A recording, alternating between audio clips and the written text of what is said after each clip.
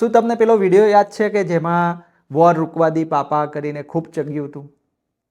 હા, એ જ વિડીયોની વાત કરું છું કે જેમાં યુક્રેન અને રશિયા વચ્ચે યુદ્ધ ચાલી રહ્યું હતું ત્યારે ત્યાં ફસાયેલા ભારતીયોને પાછા લાવવામાં આવ્યા હતા.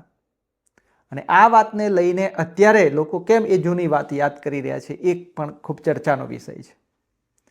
કેમ કે એ સમયે બે દેશોનું યુદ્ધ રોકવું મિત્રો એ કોઈ જેવી તેવી વાત નથી. ખૂબ મોટી વાત કહેવાય. કોઈ પણ વ્યક્તિના ડરથી બે દેશો લડવાનું બંધ કરી દે એટલે કેટલી મોટી વાત કહેવાય. તો એ વખતે આ ખૂબ કહેવાય ને ચર્ચાનો વિષય હતો. અને એ એડ પણ જે એડવર્ટાઇઝ બનાવી હતી એ પણ ખૂબ વાયરલ થઈ હતી, વોર રૂકવા દી પાપા. તો સંજય સિંહ છે આમ આદમી પાર્ટીના નેતા, એ સવાલ કરી રહ્યા છે કે એક સમયે તમે યુદ્ધ રોકી રહ્યા હતા, અત્યારે જ્યારે અમેરિકાના રાષ્ટ્રપતિ ડોનાલ્ડ ટ્રમ્પ જે બીજી વાર ત્યાં ચૂંટણી જીતીને આવ્યા છે અને ભારતીય લોકોને અપમાનિત કરીને ભારતમાં પાછા મોકલી રહ્યા છે ત્યારે તમે ચૂપ કેમ છો? આ આમ આદમી પાર્ટીના જે નેતા છે એમણે સવાલ કર્યો છે.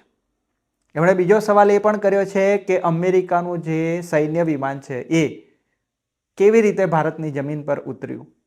મંજૂરી લીધા વગર કેવી રીતે તમે, પરમિશન વગર કેવી રીતે ઉતરવા દો છો? તો ભારતની વિદેશ નીતિ પર આમ આદમી પાર્ટીના નેતા સંજય સિંહે આવા સવાલ કર્યા છે. સાથે સાથે તેમણે પેલો જૂની વાતને પણ તેમને ત્યાં ટાંકી છે કે ભાઈ વોર રૂકવા દી પાપાવાળી વાત, કે તમે તો યુદ્ધ રોકીને પણ ભારતીયોને સન્માન સાથે પાછા લાવી શકો છો, ત્યારે અત્યારે ચૂપ કેમ છો?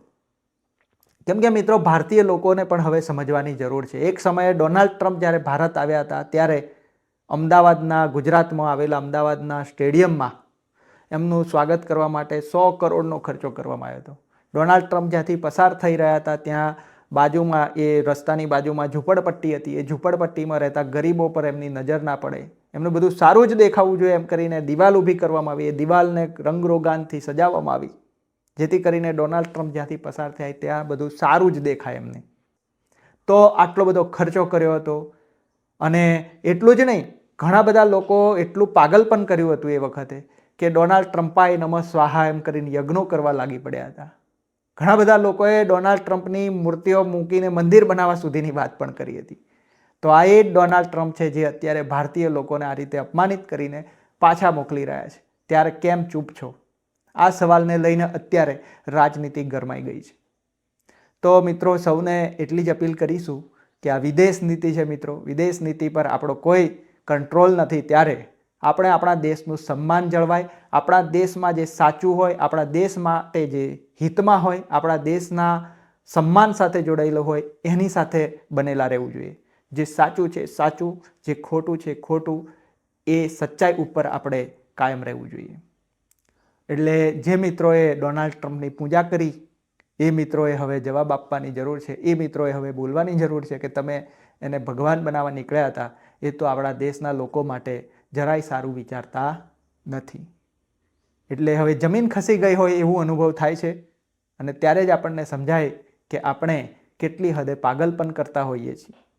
તો હવે પાગલપનમાંથી નીકળવાની જરૂર છે. ભારત દેશના સન્માન સાથે જો કોઈ પણ પ્રકારનું આ રીતનું કોઈ વર્તન કરે છે, કોઈ બીજા દેશના લોકો આપણી સાથે આવી રીતે વ્યવહાર કરે છે, તો એનો જવાબ આપણે મજબૂત રીતે આપવો જોઈએ. એક ભારતીય તરીકે ભારત દેશના સન્માન માટે આપણે હંમેશા લડવું જોઈએ. પક્ષ અને વિપક્ષની ભાવનાથી ઉપર જઈને પણ વિચારવું જોઈએ. તો ધ ટ્રાયલ ટાઈમ સાથે બનેલા રહેજો અને આ વિડીયો ગમે તો શેર કરજો.